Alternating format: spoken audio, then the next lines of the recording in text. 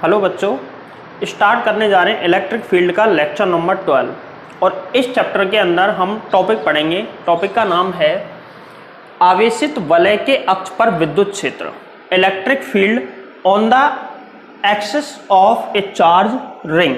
ये टॉपिक हम इसमें पढ़ेंगे। तो देखो टॉपिक को स्टार्ट करते हैं।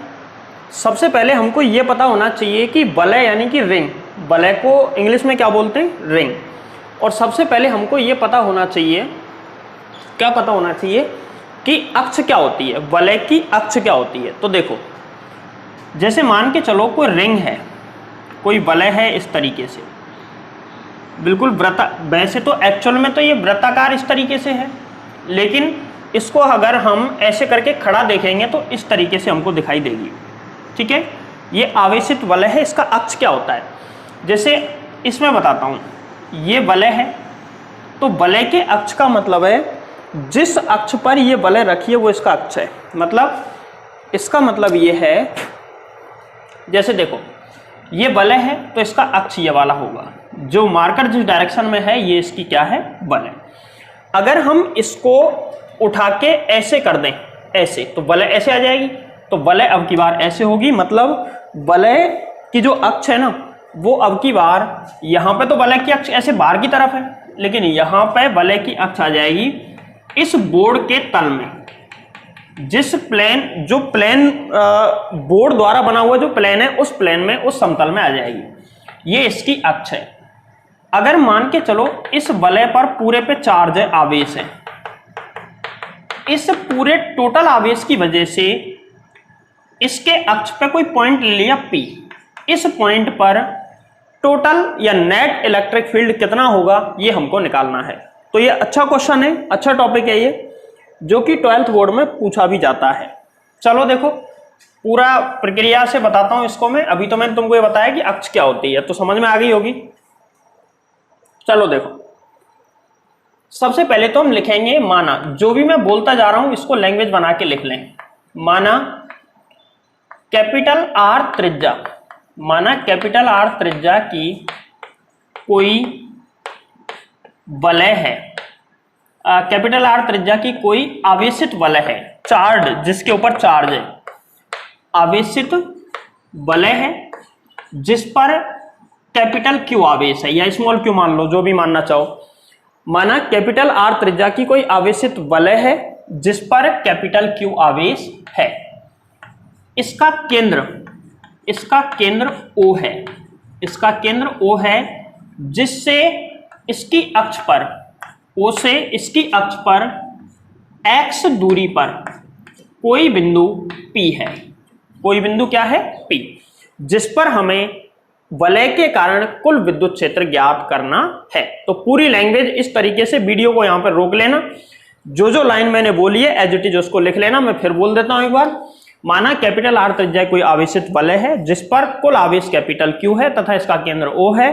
O से इसकी अक्ष पर x दूरी पर कोई बिंदु P है जहां हमें वलय के कारण कुल विद्युत क्षेत्र ज्ञात करना है। ये सबसे पहले लैंग्वेज बनाएंगे। इसके बाद में डायग्राम, तो डायग्राम इसका समझ लो, ऐसे मैं वलय बना दूंगा। बोर्ड के तल के लंबवत दिशा में है ये वलय, बोर्ड के तल में नहीं है, बोर्ड के तल के लंबवत है ये मैंने रिंग बना दी। और इस रिंग, ये चार्ज रिंग है, इसका मतलब चार्ज है, मतलब इस पर पूरे पे चार्ज है। अब वो पॉजिटिव चार्ज भी हो सकता है, नेगेटिव, मैं पॉजिटिव मान लेता हूं। ज्यादातर केसेस में या नॉर्मली पॉजिटिव चार्ज ही माना जाता है। ये पॉजिटिव चार्ज है इस पे, और इस पर नेट चार्ज या टोटल चार्ज इस पर कितना है, कैपिटल क्यू, ऐसा मैंने माना है। इसका जो केंद्र है वो है O, इसका केंद्र कौन सा है? O, और इसकी त्रिज्या है कैपिटल R, या कैपिटल R मान लो, या फिर स्मॉल a भी मानते हैं कई बार, तो जो मानना चाहो मान लेना। ये वाला जो टॉपिक है ना वो तुम्हारे सिलेबस में टॉपिक नहीं है, एक क्वेश्चन के रूप में दे रखा है इसको, लेकिन मैं इसको कंप्लीट कराऊंगा। जो तुम्हारे में है या नहीं उससे कोई मतलब नहीं है, क्योंकि तुम्हारे में आधा अधूरा तो है ही, तो मैं पूरा करा देता हूं इसको। अब इसका अक्ष कहां पे होगा, बोलो। ये इसका अक्ष है, ये है इसका अक्ष। और ये x डायरेक्शन है, मान के चलो x अक्ष है। इस पर इसके केंद्र से यहां पे कोई पॉइंट मान लिया, जैसे कि मैंने कोई पॉइंट मान लिया P। इस P पॉइंट पर मुझे नेट इलेक्ट्रिक फील्ड या विद्युत क्षेत्र निकालना है पूरी रिंग की वजह से, और यहां से इसकी जो डिस्टेंस है ना वो मैंने मानी है x। ये वाली डिस्टेंस कितनी मान ली बोलो, x। क्लियर है बात। अब इस पूरे की वजह से यहां पर नेट इलेक्ट्रिक फील्ड निकालने के लिए कई बच्चे दिमाग लगाएंगे कि इस पूरी रिंग पर टोटल चार्ज कितना है Q। तो कई क्या दिमाग लगाएंगे कि इस जगह पर Q चार्ज मान लो, और Q चार्ज की वजह से यहां पर इलेक्ट्रिक फील्ड कितना आ जाएगा, KQ अपॉन x², जो कि गलत है। क्यों गलत है? क्योंकि यहां पे जो कैपिटल Q है ना, कैपिटल Q एक पॉइंट चार्ज नहीं है।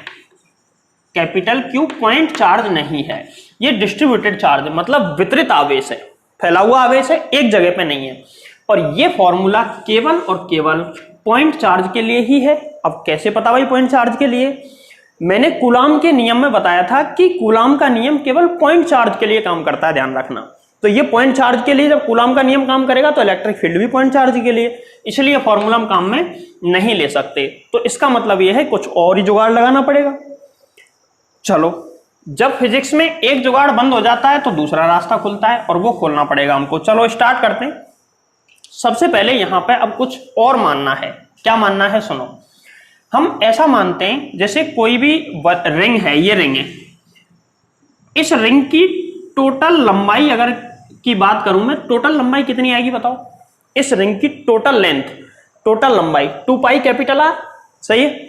ये जो लंबाई है, पूरी लंबाई में आवेश एक समान रूप से वितरित है। पूरी लंबाई में जो आवेश है वो एक समान यूनिफॉर्मली डिस्ट्रीब्यूटेड है।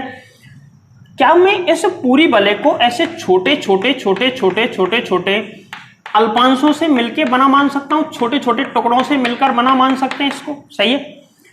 टुकड़ों से बना मान सकते हैं, तो इसमें से एक टुकड़ा मैं कहीं पे मान लेता हूं, वलय पर कहीं पे एक टुकड़ा मान लेता हूं।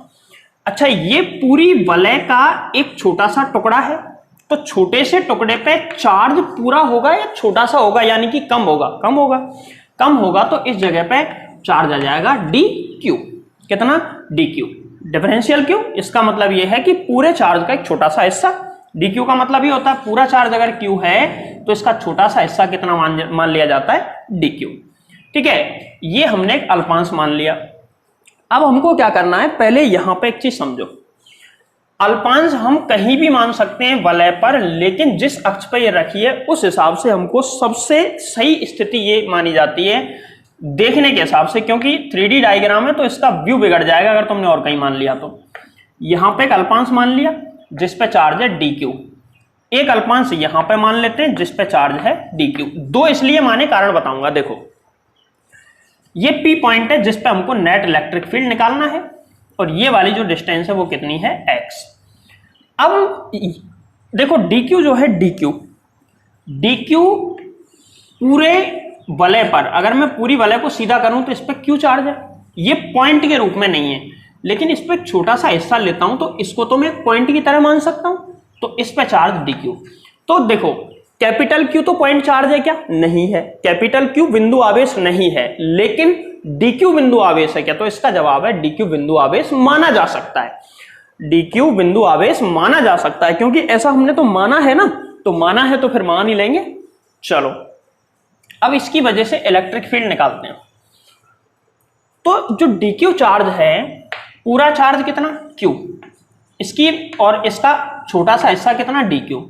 q की वजह से कुल इलेक्ट्रिक फील्ड E आएगा, सही। तो dq की वजह से, छोटे से चार्ज की वजह से या अल्प चार्ज, कम चार्ज की वजह से यहां पे इलेक्ट्रिक फील्ड भी कैसा आएगा? कम। तो इसकी वजह से इलेक्ट्रिक फील्ड कैसा आएगा? dE। पूरे चार्ज की वजह से इलेक्ट्रिक फील्ड E, तो छोटे से टुकड़े की वजह से इलेक्ट्रिक फील्ड dE। तो हम यहां से इलेक्ट्रिक फील्ड निकालते हैं, तो इलेक्ट्रिक फील्ड यहां से ऐसे इस डायरेक्शन में होगा। भाई पॉजिटिव चार्ज है, पॉजिटिव चार्ज से बाहर की तरफ होता है, जिस पॉइंट पे निकालेंगे उस पॉइंट को मिलाते हुए आगे बढ़ा दो। अब एक हम यहां से मिलाएं तो इधर से इधर आएगा dE, और इधर से dE। दोनों dE क्यों है? क्योंकि दोनों dq की वजह से हैं। q की वजह से होते तो E होते, लेकिन dq अल्पांश की वजह से यहां पे विद्युत क्षेत्र भी कैसा आएगा, अल्प आएगा। क्लियर। अब देखो यहां पे एंगल थीटा, तो ये वाला एंगल भी थीटा, ये वाला थीटा, तो ये भी थीटा, क्योंकि इसके सामने बराबर हो जाएगा। अच्छा एक चीज बताता हूं, क्या यहां पे दो ही अल्पांश लिए जा सकते हैं और भी लिए जा सकते हैं? तो अल्पांश बहुत सारे लिए जा सकते हैं। कैसे? देखो ये मान के चलो कोई वलय है, ठीक, इस वलय का केंद्र यहां पर है और ये इसकी अक्ष होगी, ये इसकी अक्ष है। इस अक्ष पर इलेक्ट्रिक फील्ड इस अक्ष, ये जो वलय है इसके इधर भी होगा और इसके पीछे की ओर भी होगा, समझ रहे हो ना, दोनों तरफ होगा। तो इसके ऊपर भी होगा और इसके नीचे भी। यहां पे मैंने कोई पॉइंट माना है तो इसको मिलाऊं, चाहे यहां से इसको मिलाऊं, चाहे यहां से इसको मिलाऊं, चाहे यहां से इसको मिलाऊं, सभी की डिस्टेंस सेम आएगी। अब तुम सोच रहे होगे ऐसा कैसे संभव है? शंकु होता है, शंकु, ये शंकु का निचला हिस्सा है। कौन जो होता है शंकु, उसका निचला हिस्सा है, यहां पे इसका शीर्ष है। तो इसके निचले हिस्से से कहीं से भी अगर तुम एक लाइन खींच के ले जाओ तो ऊपर वाले हिस्से पहुंचोगे, बराबर डिस्टेंस होगी कि नहीं होगी? जब सभी डिस्टेंस बराबर हैं तो सभी एंगल भी कैसे आएंगे? मतलब ये वाला एंगल भी थीटा होगा, ये वाला एंगल भी थीटा होगा, ये वाला एंगल भी थीटा और ये भी थीटा। बोलो समझ में आई कि नहीं बात? शंकु के लिए प्रैक्टिकल सोच के देख लो, सब आ जाएगा दिमाग में। अब हम चलते हैं डीई के पास। तो देखो डीई, इधर डीई इधर डीई, इन दोनों के घटक करो, क्योंकि दोनों एक्स और वाई अक्ष कोई से पे नहीं है, तो दोनों घटक करो। घटक करेंगे तो डीई का इधर घटक कितना? डीई साइन थीटा, इधर घटक कितना? DE cos theta. इस वाले डीई का, अब इसके घटक हो गए, इसका काम खत्म। इस वाले डीई के लिए घटक करते हैं, तो नीचे की तरफ डीई साइन थीटा और आगे की तरफ डीई कॉस थीटा। बोलो क्लियर? इसके भी घटक हो चुके हैं। अब जो डीई था इसके दो घटक हुए, एक तो ये वाई अक्ष पे घटक और एक्स अक्ष पे। तो वाई अक्ष पे जो घटक हैं वो परिमाण में बराबर है, डी साइन थीटा, दोनों की वैल्यू सेम है, लेकिन अपोजिट डायरेक्शन में है। और दो फोर्स या दो इलेक्ट्रिक फील्ड सेम मैग्नीट्यूड के हों, अपोजिट डायरेक्शन में हों, तो उनका इक्विवेलेंट 0 आ जाता है। इसका मतलब है ये एक दूसरे को बैलेंस कर देंगे, उदासीन कर देंगे। नेट इलेक्ट्रिक फील्ड, ये दोनों सेम डायरेक्शन में तो जुड़ेंगे, या फिर ये भी घटेंगे, ये जुड़ेंगे, और जुड़ेंगे तो नेट इलेक्ट्रिक फील्ड एक्स अक्ष की तरफ आएगा। बोलो हाँ या ना? तो इससे एक चीज पता चली कि ये जो वलय है ना, इसके वाई अक्ष पे कोई इलेक्ट्रिक फील्ड नहीं होगा। क्यों नहीं होगा? क्योंकि ऊपर नीचे वाला इलेक्ट्रिक फील्ड एक दूसरे को बैलेंस करेगा, केवल एक्स अक्ष पे इलेक्ट्रिक फील्ड आएगा। इसको थोड़ा और प्रैक्टिकल करते हैं हम। जैसे मान के चलो ये वलय है, इसका कहने का मतलब ये है इस वलय के समांतर मैं इनको मिलाने वाली रेखा बना लेता हूं, तो इसकी वजह से जो इलेक्ट्रिक फील्ड है ना इस क्षेत्र में होगा, इसके ऊपर और इसके नीचे कोई इलेक्ट्रिक फील्ड नहीं होगा। इसका मतलब यह है क्योंकि ऊपर नीचे जाने वाले जो हैं घटक वो एक दूसरे को उदासीन कर देते हैं और नेट इलेक्ट्रिक फील्ड वाई अक्ष पे 0 आ जाएगा। समझ में आ रही है बात? तो जितनी बड़ी वलय है उसके सामने तो इलेक्ट्रिक फील्ड होगा, लेकिन इससे ऊपर और इससे नीचे कोई भी इलेक्ट्रिक फील्ड नहीं होगा। इसका मतलब ये होता है। ठीक है, अब सुनो, इसको आगे सॉल्व करते हैं। जो चीजें मैंने समझाई है समझ में आ गई होंगी, उम्मीद है मुझे। अब यहां पे सबसे पहले तो इस बात को जो हमने अभी ये किए घटक किए इसको लिखना पड़ेगा तुमको। तो लिखो कि सर्वप्रथम दो अल्पांश डी क्यू मानते हैं, इनके कारण पी पर विद्युत क्षेत्र डीई है जो कि थीटा कोण पर है। जो कि कितने कोण पर है? थीटा कोण पर। अब यदि डीई के घटक किए जाएं तो ऊर्ध्वाधर घटक डीई साइन थीटा एवं डीई साइन थीटा एक दूसरे के समान व बराबर प्राप्त होते हैं, जिनका परिणामी शून्य प्राप्त होगा, तथा एक्स अक्ष पर इनके घटक डीई कॉस थीटा एवं डीई कॉस थीटा समान दिशा में प्राप्त होते हैं, जो कि जुड़ के कुल विद्युत क्षेत्र एक्स अक्ष की दिशा में प्राप्त होगा तथा वाई अक्ष पर विद्युत क्षेत्र शून्य होगा। इस तरीके से पूरी लैंग्वेज वीडियो को पॉज करके लिख लें आसानी से। इसके बाद में हम देखते हैं, देखो यहां विद्युत क्षेत्र, यहां पे यहां नेट विद्युत क्षेत्र, यहां नेट विद्युत क्षेत्र केवल एक्स अक्ष पर होगा। केवल एक्स अक्ष पर होगा। अतः E बराबर कुल विद्युत क्षेत्र E बराबर, अच्छा अब विद्युत क्षेत्र कितना होगा ये बताओ। तो कुल विद्युत क्षेत्र कितना होगा ये निकालने के लिए हम क्या करेंगे, सुनो भाई मुझे बताओ, ये तो एक दूसरे को खत्म कर देंगे, ये तो जीरो हो गया। इधर आ रहा है विद्युत क्षेत्र, हमने केवल कितने अल्पांशों का लिया है, 2 अल्पांशों के लिए।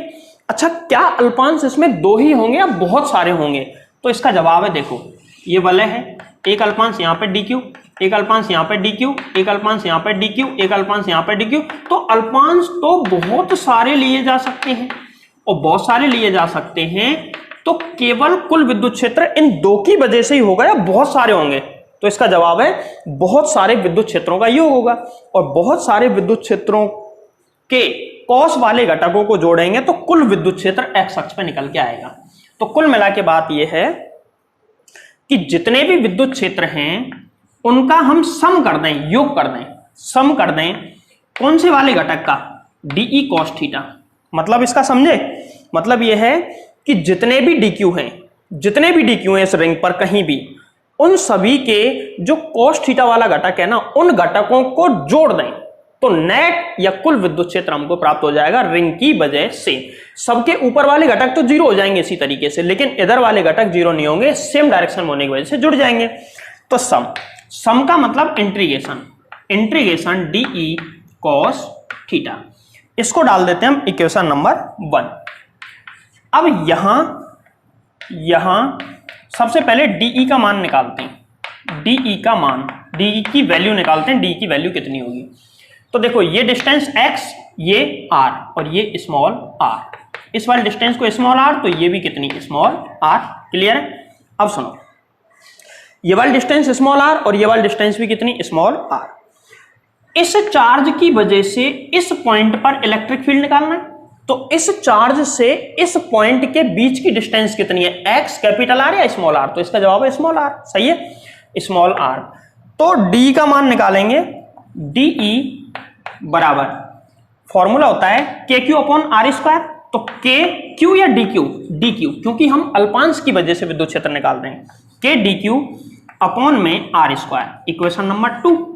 ठीक है, अब साथ में हमको कॉस थीटा का मान भी निकालना पड़ेगा, तो कॉस थीटा का मान भी हम निकाल लेते हैं और रख देंगे, सीधा सॉल्व हो जाएगा। या फिर लास्ट में कॉस थीटा निकाल लेना, चलो अभी सॉल्व कर लेते हैं, कॉस थीटा लास्ट में निकाल लेंगे। तो डीई समीकरण 1 में रखने पर from equation first and second, समीकरण 1 व 2 से क्या आएगा, 1 और 2 समीकरण से देखो तो नेट विद्युत क्षेत्र E बराबर इंटीग्रेशन डीई कॉस थीटा, और डी का मान कितना, K D Q upon R square, K D Q upon में आर स्क्वायर डॉट,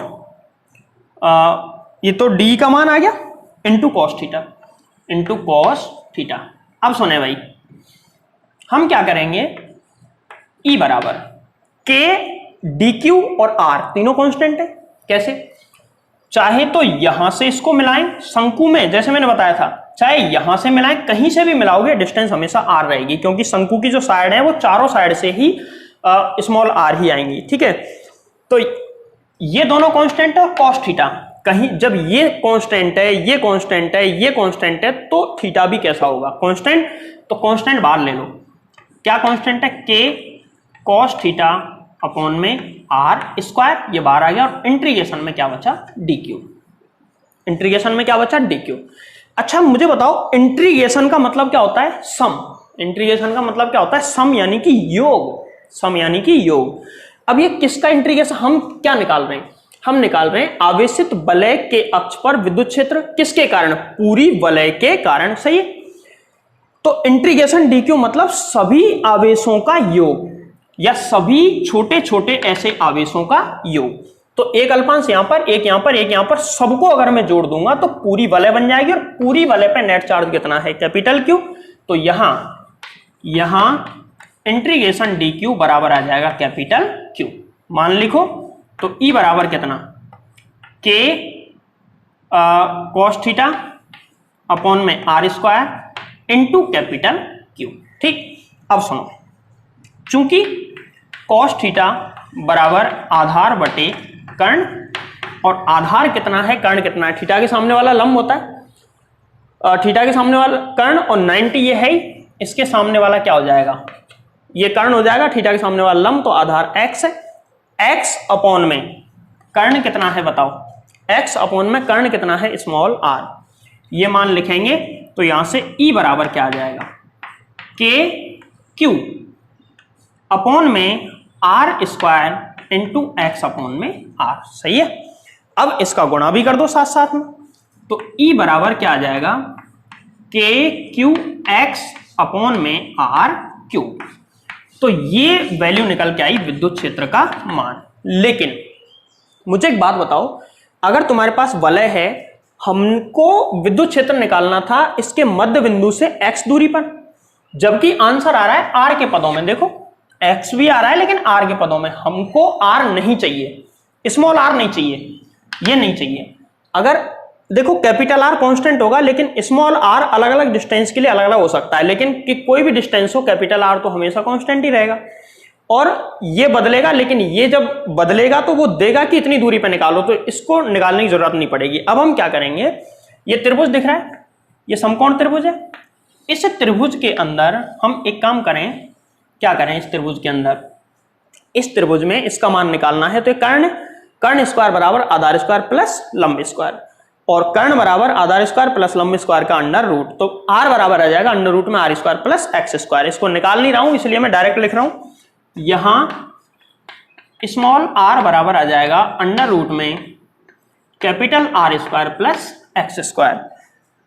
अतः E बराबर, अतः नेट इलेक्ट्रिक फील्ड E बराबर कितना आ जाएगा बोलो, k क्यू x अपॉन में, इसकी जगह पे आ जाएगा अंडर रूट में R square plus X square का होल क्यूब। अब इसको क्या मैं ऐसे लिख सकता हूं, के क्यू एक्स अपॉन में R square plus X square की पावर 3/2।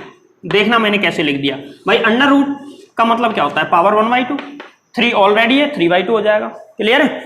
तो इतना विद्युत क्षेत्र निकल के आया, ये हमारा आंसर है। तो सबसे पहले वीडियो को यहां पर रोक लो एक बार, और यहां तक का मैटर एक बार ढंग से लिख लो, फिर मैं इसको थोड़ा सा इसमें कंडीशन पढ़ लेते हैं। ये टॉपिक तो हो चुका है, उतार लिया।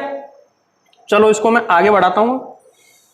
अगर मान के चलो यहां से मिटा देता हूं, डायग्राम को अभी रहने देता हूं, इसकी कंडीशन लगाने के लिए। देखो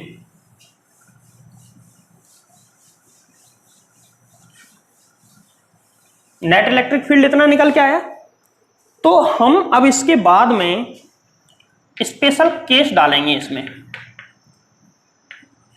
स्पेशल केसेस, मतलब कौन कौन सी कंडीशन में इलेक्ट्रिक फील्ड कितना होगा ड्यू टू रिंग और इसके अक्ष पर। पहली कंडीशन, वलय के केंद्र पर विद्युत क्षेत्र, वलय के केंद्र पर हमको इलेक्ट्रिक फील्ड निकालना है, तो कितना आएगा। तो इसके लिए मुझे एक बात बताओ, ये वलय है, अगर मैं कहूं कि ज्यादा दूरी है, मतलब ये वाली दूरी है अक्ष पर, थोड़ा और पास आओ, तो x का मान और कम हो गया, और पास आओ, x का मान और कम हो गया, और पास आओ, x का मान और कम हो गया, बिल्कुल यहां पे आ जाएंगे, तो x बराबर 0, और यही तो क्या है, केंद्र। ठीक है। तो केंद्र पर x बराबर क्या होता है, केंद्र पर x बराबर कितना होता है, 0। तो केंद्र के लिए लिख देंगे x बराबर 0, और उस फॉर्मूले में x का मान 0 लिख दो। E केंद्र, सेंटर पर, रिंग के सेंटर पर इलेक्ट्रिक फील्ड आ जाएगा k q, x का मान 0, अपॉन में कुछ भी हो फर्क ही नहीं पड़ेगा, आंसर क्या आ जाएगा, 0। तो वलय के केंद्र पर नेट इलेक्ट्रिक फील्ड 0 आएगा। अब कोई बेसिक सी चीज पूछ ले कि ऐसा क्यों हुआ, तो ऐसा होने के पीछे एक बेसिक सा लॉजिक देखो। ये वलय है, इस वलय को बराबर कितने हिस्सों में बांट लो, जैसे कि मान के चलो मैंने ऐसे 4 हिस्सों में बांट दिया, ये केंद्र है, तो इस वाले हिस्से पे एक समान रूप से चार्ज बटा हुआ है, तो इस पे Q/4, कैपिटल Q/4, इस पे Q/4, इस वाले पे कैपिटल Q/4, और इस वाले पे भी कैपिटल Q/4, इन 4 हिस्सों पर इतना इतना आवेश होगा। सही है। तो इसकी वजह से जो इलेक्ट्रिक फील्ड होगा, ये पॉजिटिव चार्ज है, इधर की तरफ, और इसकी वजह से जो इलेक्ट्रिक फील्ड होगा वो इधर की तरफ, और चार्ज सेम है, डिस्टेंस भी सेम है, त्रिज्या आर ही तो है, तो ये एक दूसरे को कैंसिल आउट कर देंगे। यहां पे अगर हम देखें तो इसकी वजह से इलेक्ट्रिक फील्ड इधर और इसकी वजह से इलेक्ट्रिक फील्ड इधर, और दोनों चार्ज सेम तो इलेक्ट्रिक फील्ड भी सेम अपोजिट डायरेक्शन में, ये भी जीरो, तो इधर और इधर दोनों ही जीरो आ जाएंगे और दोनों जीरो आएंगे, इसीलिए केंद्र पर नेट इलेक्ट्रिक फील्ड क्या प्राप्त होता है हमको, जीरो। तो बोलो बात समझ में आई। ये पहला पॉइंट हो गया। अब दूसरे पॉइंट की तरफ चलते हैं। दूसरा पॉइंट ये है जब x का मान ग्रेटर देन r हो, तो मतलब ये कह रहा है कि x का मान बहुत ज्यादा हो। कहने का मतलब ये है कि इसकी त्रिज्या तो है, मान के चलो जैसे कि 1 सेंटीमीटर, 1 सेंटीमीटर वलय की कोई त्रिज्या है, त्रिज्या की वलय है, सॉरी 1 सेंटीमीटर त्रिज्या की वलय है। इसके मध्य बिंदु से अगर मैं 50 मीटर आगे चला जाऊं तो 50 मीटर से इसको देखेंगे तो बहुत छोटा सा दिखेगा, बहुत छोटा सा दिखेगा, तो यहां पे r x की तुलना में लगभग नगण्य हो जाएगा। तो ऐसी स्थिति में ये फॉर्मूले से हमको निकालना है, तो r प्लस x लगभग बराबर होगा कैपिटल R के, सॉरी कैपिटल X के, क्योंकि x बहुत बड़ा है। अरे ऐसे कैसे लिख सकते हैं यार, देखो ना, जैसे मान के चलो मैंने अभी बताया r बराबर है 1 सेंटीमीटर और x बराबर है 50 मीटर, क्लियर। यहां पे x बहुत बड़ा है r से, भाई कहां 50 मीटर कहां 1 सेंटीमीटर, तो अगर मैं r प्लस एक्स निकालूं और इसका भी अगर होल स्क्वायर करूंगा तो बहुत दिक्कत हो जाएगी। r प्लस एक्स में निकालूं तो ऐसी स्थिति में r प्लस एक्स जब मैं निकालूंगा तो क्या आएगा 50 मीटर प्लस इसको मीटर में बदलेंगे 0.01, क्या आएगा 50.01। क्या मैं इसको लगभग 50 ही लिख सकता हूं? अगर तुमको इसका होल स्क्वायर और करना पड़ जाए तो 0.0001 आ जाएगा, तो ऐसी स्थिति में और छोटा आ जाएगा। इसीलिए हम क्या करेंगे, R square plus X square जो यहां पे है, R square plus X square की जगह लगभग हम लिख सकते हैं एक्स स्क्वायर। भाई एग्जैक्ट तो मैं भी नहीं कह रहा हूं ना, लगभग ही तो लगाया है, तो लगभग हम लिख सकते हैं अप्रोक्सीमेट इतना। तो ई बराबर क्या आ जाएगा, के क्यू एक्स अपॉन में इसकी जगह पे केवल एक्स स्क्वायर की पावर 3/2। अब ये 2 इससे कट जाएगा तो ई बराबर कितना, के क्यू एक्स अपॉन में एक्स की पावर 3, एक एक्स कटेगा तो आंसर आया के क्यू अपॉन में एक्स स्क्वायर। तो बोलो बात समझ में आई। ये आंसर इतना इलेक्ट्रिक फील्ड एक रिंग के अक्ष पर कब होगा, जब x का मान बहुत ज्यादा बड़ा हो इसकी त्रिज्या यानी कि कैपिटल R की तुलना में। अब एक केस और ले लेते हैं, अनंत पर विद्युत क्षेत्र, अनंत पर विद्युत क्षेत्र निकालें। अनंत बहुत ज्यादा डिस्टेंस हो जाती है, तो x का मान वहां पर अनंत है, तो ये फॉर्मूला है अनंत पर। अनंत मतलब ज्यादा ही तो है भाई, x का मान अनंत है, इसका मतलब r की तुलना में बहुत ज्यादा है, तो ये फॉर्मूला लगा दो, के क्यू अपॉन में अनंत का स्क्वायर और ई बराबर 0। तो बताओ अनंत पे जो विद्युत क्षेत्र है वो कितना आएगा, 0 आएगा। केंद्र पे भी 0 आता है और यहां पे आता है इतना। बोलो समझ में आ रही है। अब मुझे एक बात बताओ, मान के चलो, देखो 12th क्लास में हालांकि ये सवाल कभी पूछा नहीं है, लेकिन ऐसा नहीं है कि पूछ नहीं सकता, क्योंकि इस टाइप के कुछ अलग न्यूमेरिकल मैं करा चुका हूं, फिर एक न्यूमेरिकल कराऊंगा। जैसे याद दिलाता हूं तुमको, कोई कैपिटल क्यू आवेश है, उसको दो समान भागों में उसको 2 भागों में किस प्रकार विभाजित करें कि उसके बीच में अधिकतम बल लगे। तो मैंने बताया था वहां पे अवकलन करके x के सापेक्ष, ठीक है, q के सापेक्ष, सॉरी। तो अब ऐसा पूछ ले कि यहां पे 0, अनंत पर 0 और ज्यादा दूरी है तो इतना, तो मैक्सिमम कहां पर होगा, अधिकतम कहां पर होगा। तो यही हमारा सवाल है कि वलय के अक्ष पर अधिकतम विद्युत क्षेत्र कहां पर होगा। अब इसको सॉल्व करके बताता हूं तुमको। देखो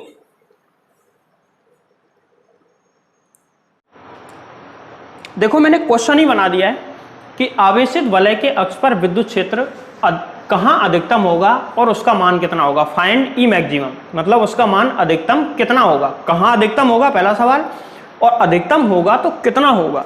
ये हमको दो चीजें निकालनी है। तो देखो इसका सॉल्यूशन समझो। चूंकि अक्ष पर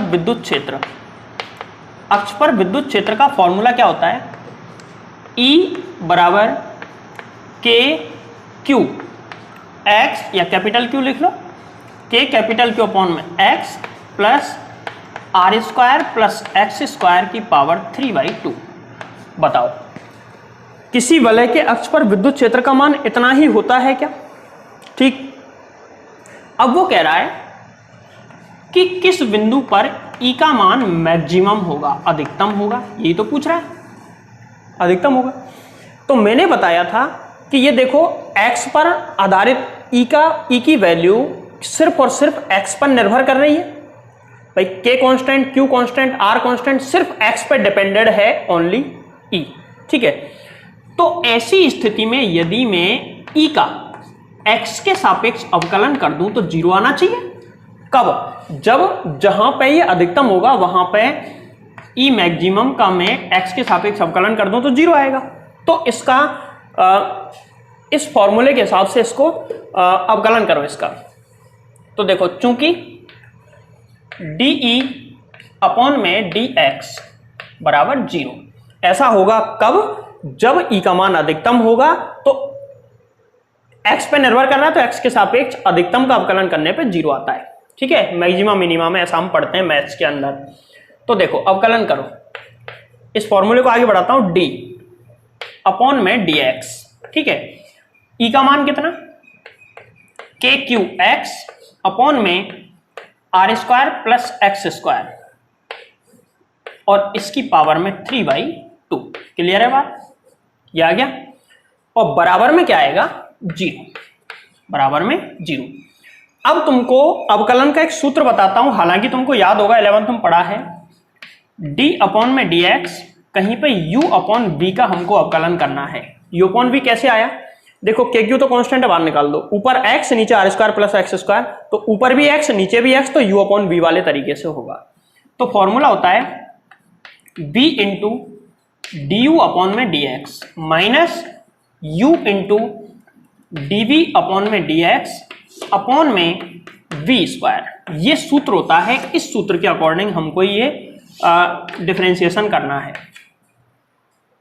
तो करें इसका डिफरेंशिएशन। देखो यहां पर के क्यू को बाहर ले लो पहले, तो के क्यू बाहर ले लिया, d अपॉन में dx, और हमको डिफरेंशिएशन करना है किसका?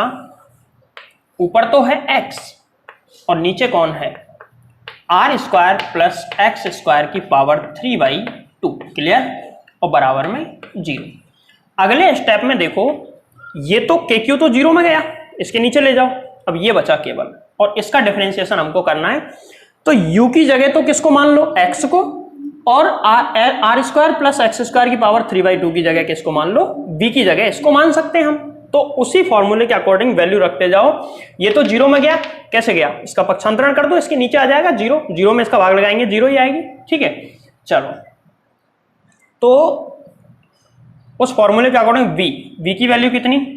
Are square plus X square की पावर 3/2 इंटू d अपॉन में dx, और यहां पे u का मान कितना है? x माइनस, देखो अब u को छोड़ना है, x इंटू डी अपॉन में dx, और यहां पे इसका इंटीग्रेशन करना है R square plus X square की पावर 3/2। क्लियर? अपॉन में v स्क्वायर, और v की जगह क्या है? ये R square plus X square की पावर 3/2 का स्क्वायर करेंगे तो बटे में जो 2 है वो कट जाएगा, केवल 3 बचेगा, और बराबर में क्या चल रहा है इसके? 0। ठीक है, तो डिफरेंशिएट करो इसको, ये तो सेम ही आ जाएगा, R square plus X square की पावर 3/2। इसका डिफरेंशिएशन एक x के सापेक्ष माइनस, यहां पे x को तो हम एज इट इज छोड़ देंगे, इसका डिफरेंशिएशन करना है तो पहले तो इसकी पावर का करेंगे इंटू 3/2, यहां पे R square plus X square, इसकी पावर में से एक माइनस होगा तो यहां पे 1/2। अब इस अंदर वाले पद का करेंगे तो कितना आएगा? 2x देख लो आर स्क्वायर का, तो आर स्क्वायर तो एक्स के सापेक्ष कांस्टेंट है, 0 हो जाएगा।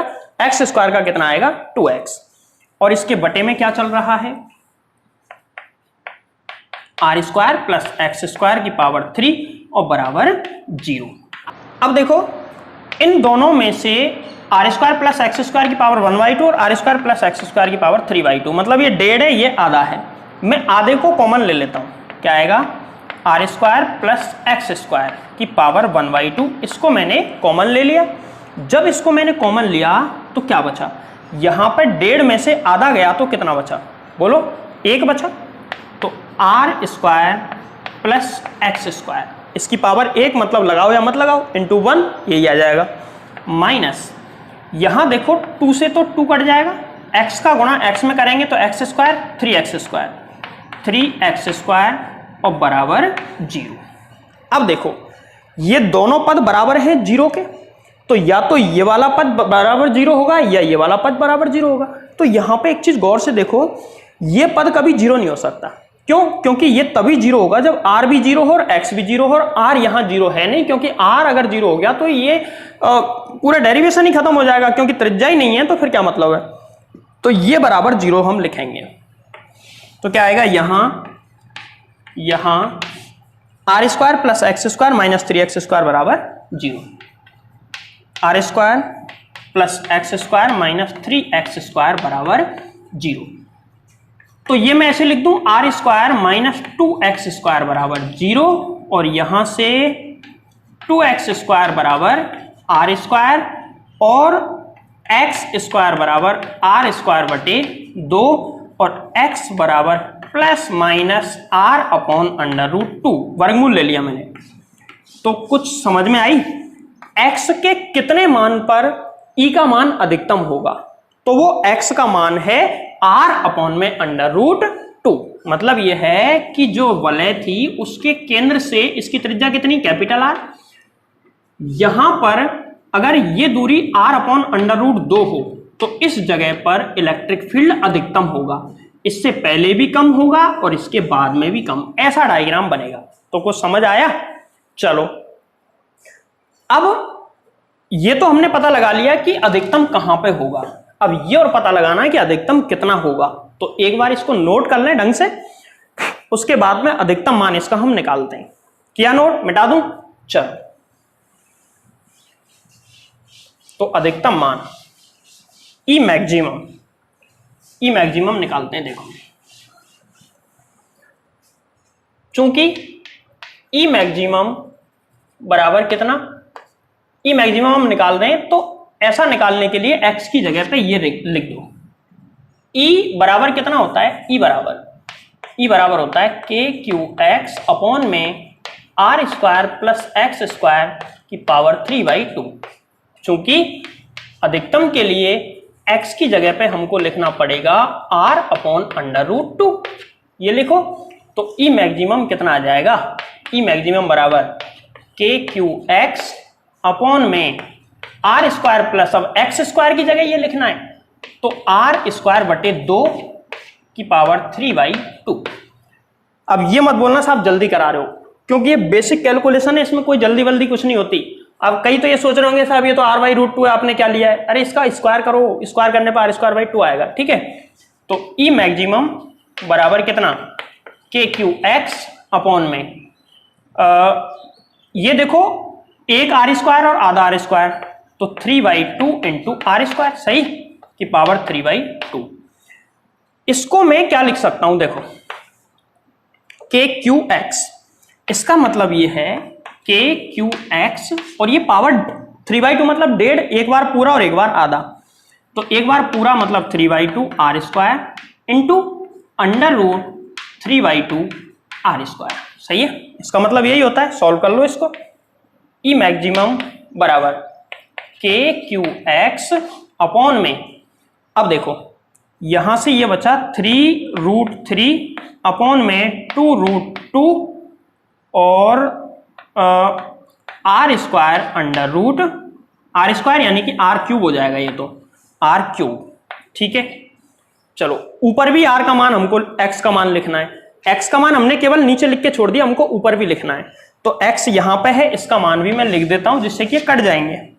तो ई मैक्सिमम बराबर के क्यू, x का मान क्या लिखना है, r अपॉन में under root 2 plus minus r upon में अंडर रूट 2 के बटे में क्या चल रहा है, 3 अंडर रूट 3, 3 अंडर रूट 3 बटे 2 under root 2 into R cube.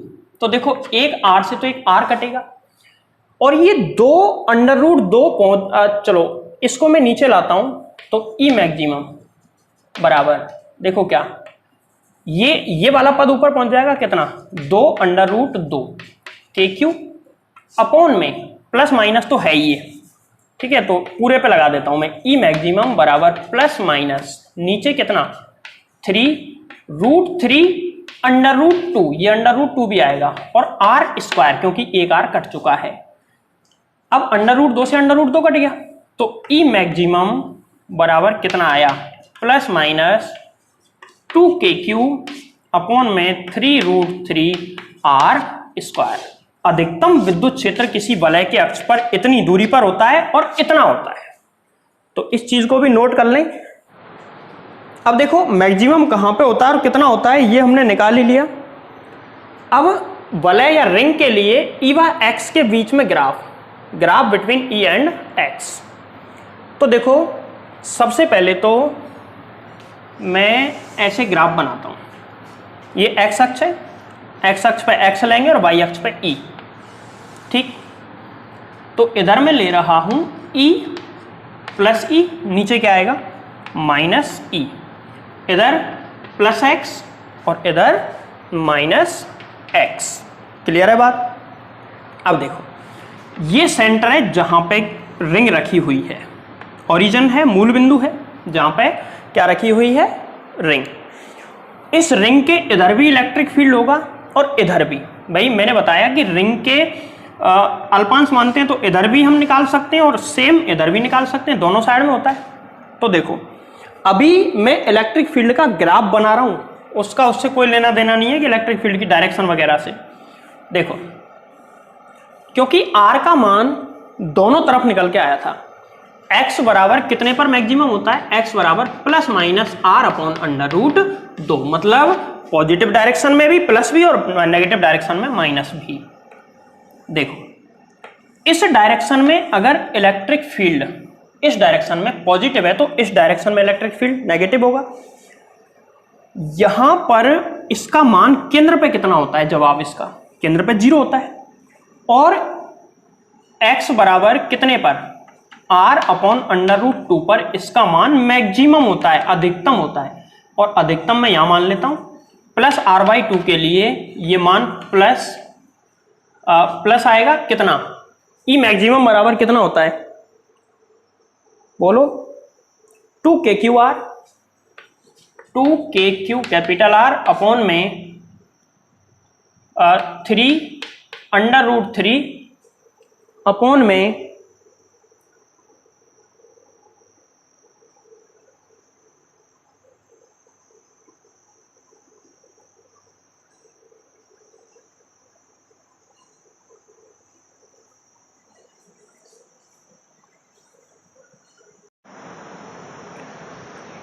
तो देखो मूल बिंदु पर 0, इसके बाद में प्लस r/2 पे ई का मान होता है 2kq upon 3 root 3 are square, और ये मैक्सिमम है, अधिकतम है। इसके बाद में लगातार कम होते होते अनंत पर जाके 0 हो जाएगा। तो इसका ग्राफ कैसे बनेगा, ऐसे ऐसे, और यहां से घटता हुआ 0 हो जाएगा, अनंत पर जाके पैरेलल कर देंगे इनको। ये पॉजिटिव डायरेक्शन में हमने बना लिया ग्राफ। अब नेगेटिव डायरेक्शन बनाते हैं, तो नेगेटिव डायरेक्शन में जैसे यहां अधिकतम कितने पे, इतने पे, तो नेगेटिव डायरेक्शन में भी तो इतने पे अधिकतम है, क्योंकि प्लस माइनस आया था, वो देखो minus r upon under root 2 पे इसका मान अधिकतम होगा, और इसका मान अधिकतम कितना, यही मान होगा बस माइनस में, माइनस 2kq अपॉन में 3 रूट 3 इंटू आर स्क्वायर, फिर घटते घटते 0। तो इस ग्राफ को ऐसे लेके जाएंगे, ऐसे, ये यहां पे अधिकतम होगा, थोड़ा सा गड़बड़ हो गया है तो इसको सही कर लेना, मैं कर देता हूं। इस तरीके से बढ़ के जाएगा, ये यहाँ पे मैक्सिमम हो जाएगा, फिर यहाँ से घटना शुरू। इस तरीके से ग्राफ बनेगा।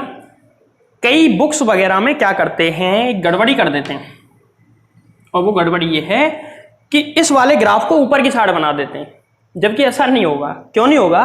क्योंकि पॉजिटिव डायरेक्शन में अगर इधर ये वलय है, इधर जो इलेक्ट्रिक फील्ड होगा ना वो पॉजिटिव लिया जाएगा, इधर जो इलेक्ट्रिक फील्ड होगा वो नेगेटिव। और इलेक्ट्रिक फील्ड नेगेटिव है तो जिस अक्ष पे, ऊपर वाले अक्ष पे ई पॉजिटिव है, नीचे वाले अक्ष पे ई नेगेटिव है। तो ये वाला ग्राफ है, इसको देख लो एक बार, बना लो।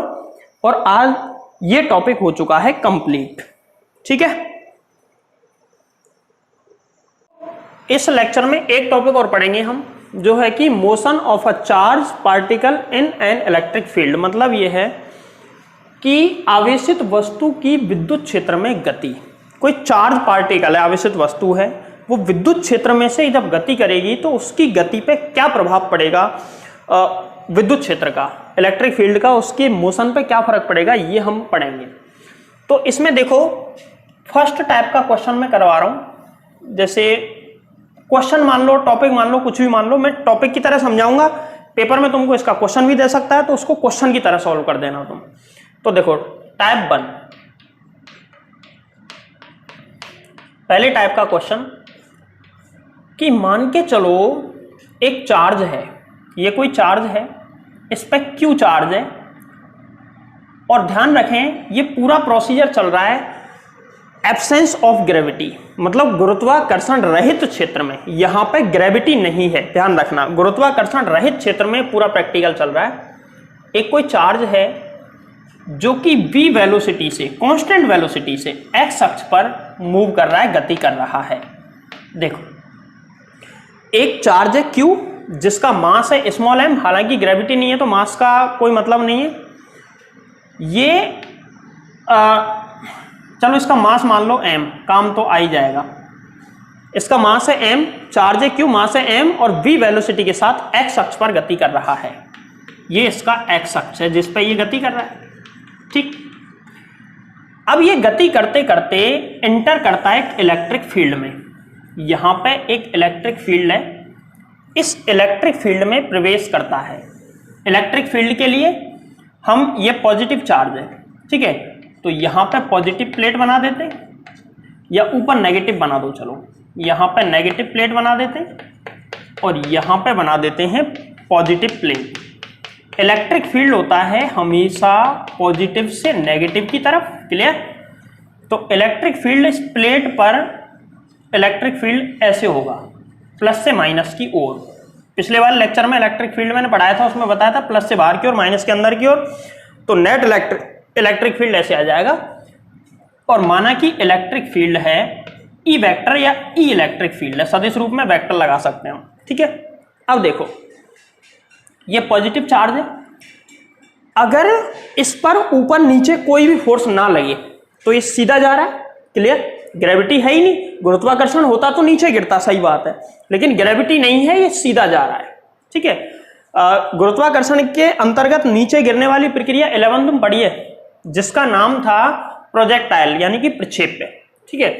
अब ये कहां जाएगा, सोच के देखो, ये पॉजिटिव चार्ज है, ऊपर वाली प्लेट इसको अपनी तरफ खींचेगी और नीचे वाली प्लेट इसको ऊपर की तरफ धकेलेगी। तो ये चार्ज यहां तक सीधा आएगा और यहां से आने के बाद ये धीरे धीरे धीमे धीमे धीमे धीमे ऊपर की तरफ मुड़ता हुआ और इस तरीके से बाहर निकलेगा। बोलो सही बात है क्या? ऊपर की प्लेट की तरफ जाना चाहिए था बिल्कुल सीधा, लेकिन सीधा ना जाके ऊपर की प्लेट की तरफ ये मुड़ गया इस तरीके से। अच्छा, एक सवाल और, अगर यहां पे मैं नेगेटिव चार्ज लेता तो वो ऊपर की तरफ मुड़ता या नीचे की तरफ? तो इसका जवाब है वो मुड़ता नीचे की तरफ, ठीक। अब हमको इसमें निकालना क्या है, इन प्लेटों के जो बीच की डिस्टेंस है ना, वैसे डिस्टेंस का काम पड़ेगा नहीं, फिर भी मैं मान लेता हूं दोनों प्लेटों के बीच की डिस्टेंस है d। दोनों प्लेटों के बीच की डिस्टेंस कितनी है? d। और प्लेटों की जो चौड़ाई है ना, यहां से यहां तक प्लेटों की लंबाई है x, x अक्ष पे इसकी लंबाई x मान ली। हमको ऐसे सवाल में क्या निकालना पड़ेगा, हमको यह निकालना है कि ये ऐसे जा रहा था लेकिन ऊपर की तरफ मुड़ गया, ऊपर की तरफ मुड़ा, तो जब ये बाहर निकला, यहां से बाहर निकला, तो ये ऐसे जाना चाहिए था, लेकिन इस पॉइंट पे ऐसे जा रहा है, तो ये हो गया हमारा विस्थापन, डिस्प्लेसमेंट। कितना विस्थापित हुआ, वाई अक्ष पर कितना विस्थापित होगा। दूसरी चीज, जब ये बाहर निकलेगा तो इसका निर्गत कोण कितना होगा। तो यहां पे दो चीजें हैं, वाई तो है विस्थापन, विस्थापन, और थीटा है निर्गत कोण। ये दोनों हमको निकालने हैं। ऐसा सवाल आ सकता है, वाई विस्थापन, थीटा निर्गत कोण। और जो यहाँ पे वाई है ना, इसको विस्थापन या डिफ्लेक्शन, विक्षेप भी हम कह सकते हैं। वाई अक्ष पर विक्षेप या डिफ्लेक्शन, ठीक है। वाई अक्ष पर कितना विस्थापित हुआ और कितने कोण पे, जब ये बाहर निकला तो कितने कोण पे निकल के गया। अब इस सवाल को हमको करने के लिए सबसे पहले देखो, अगर हमें ये 11th क्लास में हमने जो मैकेनिक्स पढ़ी है वहां पे ऐसे सवाल हमने खूब सॉल्व किए हैं। ऐसा इलेक्ट्रिक फील्ड का नहीं था, ग्रेविटी वाला तो था प्रोजेक्टाइल के अंदर। तो ऐसे सवाल में हम एक्स और वाई अक्ष दोनों अक्षों पे गति की बात करेंगे। सबसे पहले देखो, आवेश पर एक्स अक्ष की दिशा में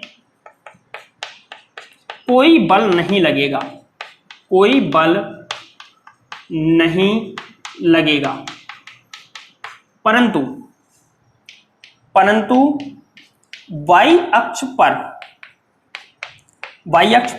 किधर, ऊपर की ओर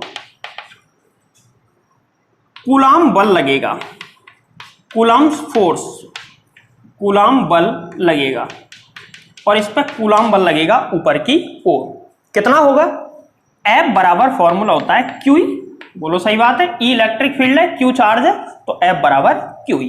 ठीक, अब F बराबर होता है ma, F बराबर क्या होता है ma, इसलिए मास काम में आ गया है। F बराबर होता है ma बराबर QE। अब अगर ये जो फोर्स है वाई अक्ष पे लग रहा है तो F y बराबर QE, और m a y, यहां से a y बराबर आ जाएगा QE अपॉन में m। ये इस आवेश का y अक्ष पर त्वरण है, यह आवेश का y अक्ष पर त्वरण है, यह आवेश का y अक्ष पर क्या है, त्वरण। तो y अक्ष पे त्वरण हम इस तरीके से निकाल लेंगे, इसके बाद में हम आगे बढ़ेंगे इसमें। तो देखो, y अक्ष पे हमने त्वरण निकाल लिया। अब हम चलते हैं x और y अक्ष दोनों गतियां पढ़ लो, बाकी चीजें अपने आप क्लियर हो जाएंगी। सबसे पहले देखो, x अक्ष पर जब ये यहां से इंटर कर रहा है उस समय इसका प्रारंभिक वेग कितना है, ux बराबर v, वेग से तो इंटर किया है इसने, और ax बराबर x अक्ष पे त्वरण 0 है क्योंकि x अक्ष पे कोई बल नहीं लग रहा। इसके साथ ही ये 0 आ गया। इसको यहां से इस पॉइंट से लेके इस पॉइंट तक चल के आने में लगा समय माना कि कितना है, स्मॉल t। साथ ही x अक्ष पर चली गई दूरी sx बराबर x अक्ष पर चली गई दूरी कितनी है, x। अब गति का कोई सा समीकरण लगाओ इसमें जिससे कि हमको टाइम पता चल जाए। टाइम निकलने से क्या होगा, देखो एक फॉर्मूला होता है, चूंकि s बराबर ut plus half at square, तो sx बराबर कितना, x बराबर ut 0 नहीं होगा, v into T, plus ax का मान 0 है इसलिए 0 हो जाएगा, यहां से t बराबर x अपॉन में v। मतलब ये है इक्वेशन नंबर 1। ये चार्ज जब यहां से लेके यहां तक पहुंचा तो उसको पहुंचने में कितना समय लगा, इतना समय उसको पहुंचने में लगेगा। बोलो बात समझ में आई। अब जितने समय में ये यहां से यहां तक आया है उतने ही समय में ये यहां से यहां तक गया है। कैसे भाई, यहां से यहां तक आया उतने ही समय में ऊपर खिसकता हुआ यहां से यहां तक पहुंच गया, तो यहां से यहां तक पहुंचने में लगा समय और यहां से लेके यहां तक पहुंचने में लगा समय कैसा होगा, समान। तो y अक्ष पर गति हम पढ़ते हैं, y अक्ष पर गति, तो y अक्ष पर गति पढ़ लो। देखो y अक्ष पर गति, y अक्ष पर ये सब चीजें कितनी हैं, u y, इसका जवाब बताओ।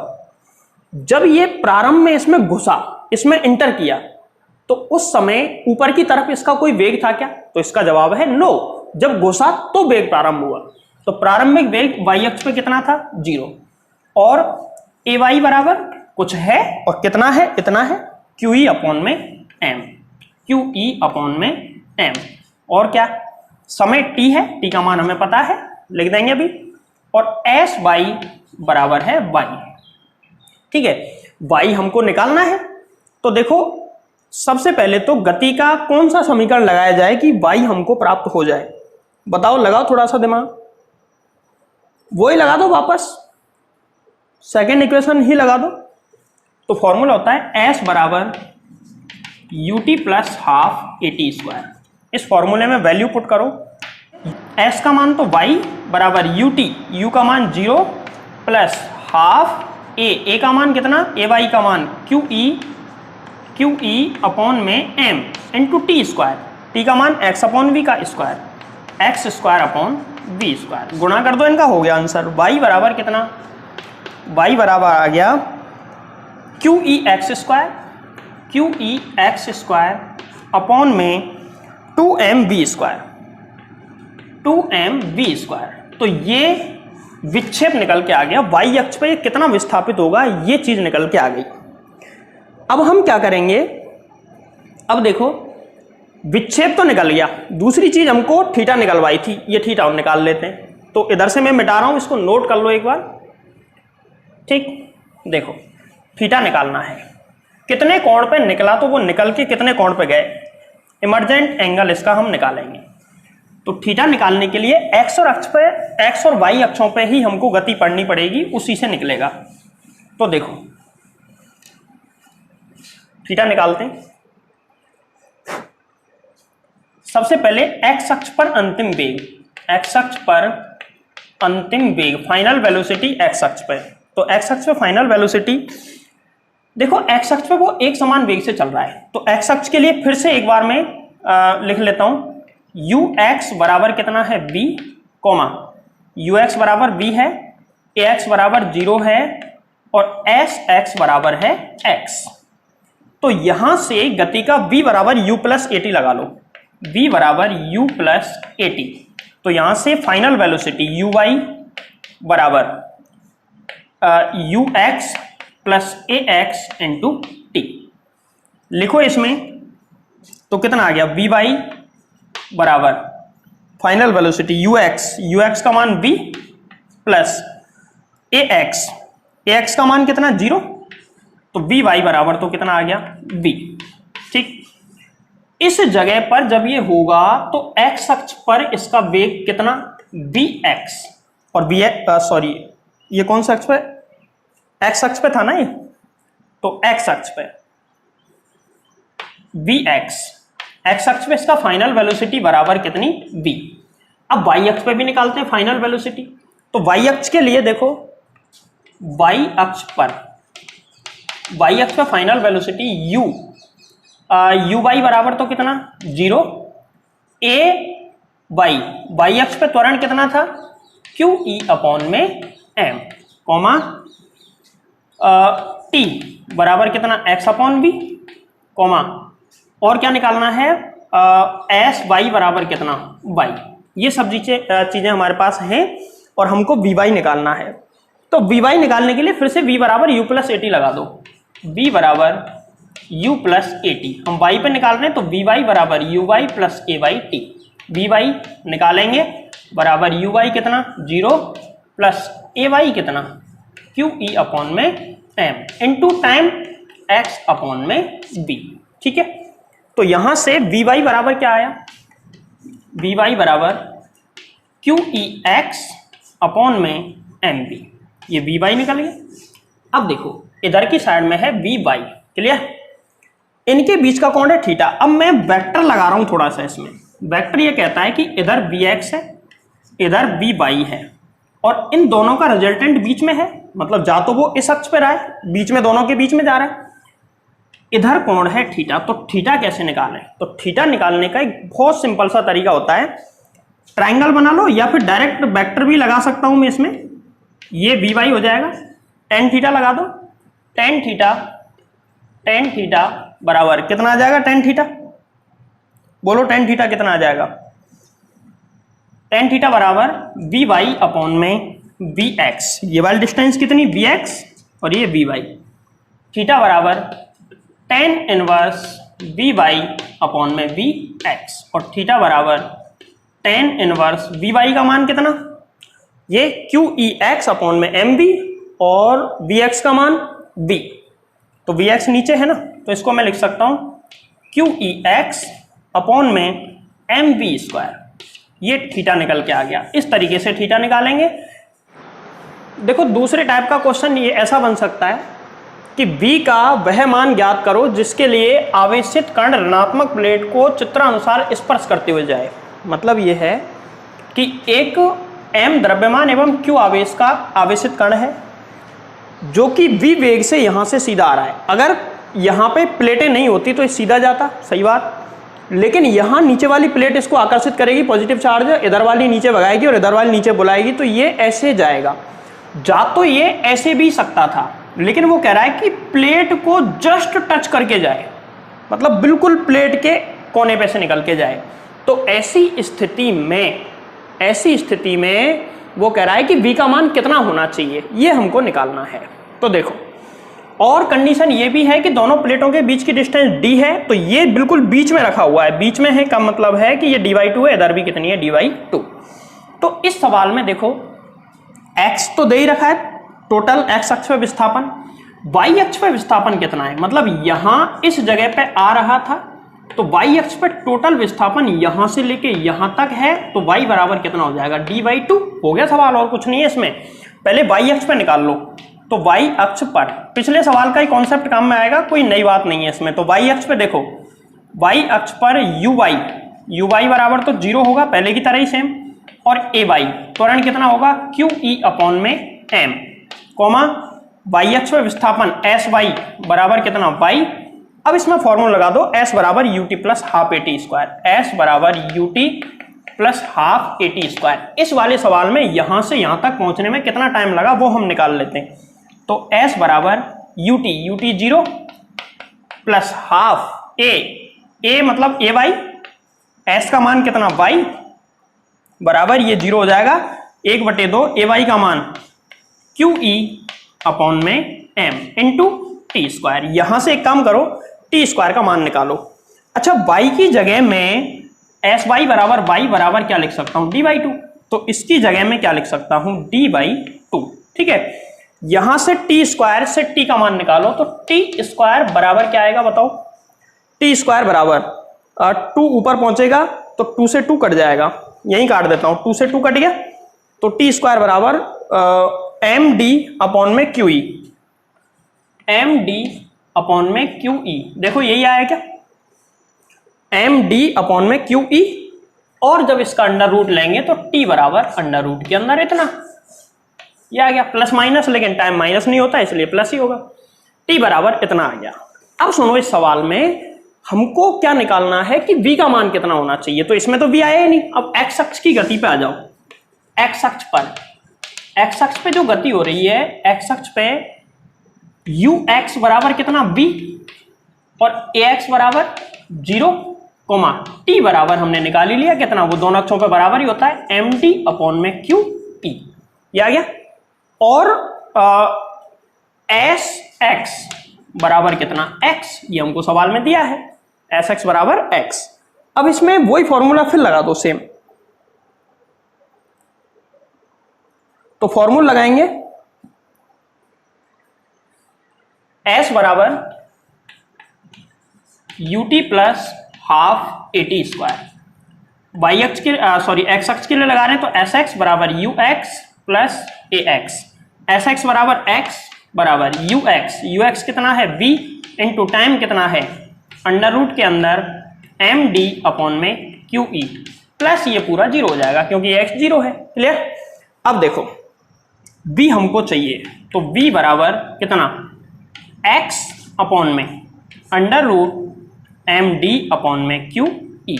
अगर हम इसको चाहें तो ऐसे भी लिख सकते हैं, v बराबर x into under root QE upon में एम डी। इतनी वेलोसिटी से अगर वो जाएगा तो ऐसी कंडीशन होगी, अदरवाइज ऐसी कंडीशन नहीं होगी। तो सवाल समझ में आया? एकदम सिंपल सवाल। पहले वाई एक्स पे टाइम निकाल लो, एक्स एक्स पे जाके इसको सॉल्व करके आंसर आ जाएगा। ये दो तरीके के सवाल। एक तरीके का सवाल, एक और ऐसा सवाल है जो मैं तुमको करवाऊंगा, हालांकि 12th बोर्ड में तो वो नहीं पूछा जाएगा, फिर भी छोटा है लेकिन इसलिए करवा देता हूं। देखो तीसरे टाइप का एक सवाल और ले लेते हैं, और बिल्कुल छोटा सा है, 2 सेकंड लगेंगे इसको सॉल्व करने में। सवाल ये है कि यहाँ पे एक नेगेटिव प्लेट है या पॉजिटिव प्लेट है, मान के चलो यहाँ पे एक पॉजिटिव प्लेट है और नीचे की साइड में एक नेगेटिव प्लेट हम ले लेते हैं। एक पॉजिटिव प्लेट और दूसरी है नेगेटिव प्लेट। इस ऊपर वाले से एल लंबाई का एक पेंडुलम लटका देते हैं। इसकी लेंथ है स्मॉल एल, इसका मास है स्मॉल एम, ठीक है। और इसको दोलन गति कराते हैं। इसका चार्ज है प्लस क्यू। चार्ज कितना है? Plus Q. सामान्य अवस्था में इस दोलक का आवर्तकाल कितना होता है? 2 pi under root L upon G, अगर ये इलेक्ट्रिक फील्ड में ना हो तो। लेकिन अब की बार ये इलेक्ट्रिक फील्ड में है, और इलेक्ट्रिक फील्ड में है तो इससे इसके आवर्तकाल पर क्या फर्क पड़ेगा? मतलब इसका आवर्तकाल निकालो। अब इसका आवर्तकाल टी डैश हमको निकालना है जब ये इस कंडीशन में है, और इलेक्ट्रिक फील्ड प्लस से माइनस की ओर इलेक्ट्रिक फील्ड है ई। तो देखो ये क्यू चार्ज है। सामान्य अवस्था में इस पे एक फोर्स लगता है नीचे की तरफ जो कि है एम जी, लेकिन यहाँ पे एम जी के अलावा भी एक लगेगा, वो क्या है? Q E. तो देखो यहाँ पेंडुलम पर नेट बल, पेंडुलम पर नेट बल निकालते हैं तो वो कितना आएगा? F बराबर Q E plus M G. अब अगर मान के चलो टी डैश बराबर, देखो कुछ ऐसा आएगा, T dash 2 pi under root में एल अपॉन में जी डैश। सही है? क्यों? क्योंकि 2 पाई कॉन्स्टेंट है, एल कॉन्स्टेंट है, केवल जी तो बदलेगा तभी तो आवर्तकाल बदलेगा, अदरवाइज नहीं बदलेगा। तो यहां पे जो फोर्स है ना उसको मैं एम जी डैश मान लेता हूं। एम जी डैश बराबर Q E plus M G. तो यहां से एम का भाग लगा दो, तो जी डैश बराबर कितना? क्यू ई अपॉन में एम प्लस जी। जी डैश का मान उठा के इसमें रख दो, आंसर आ जाएगा। तो टी डैश बराबर क्या आ जाएगा?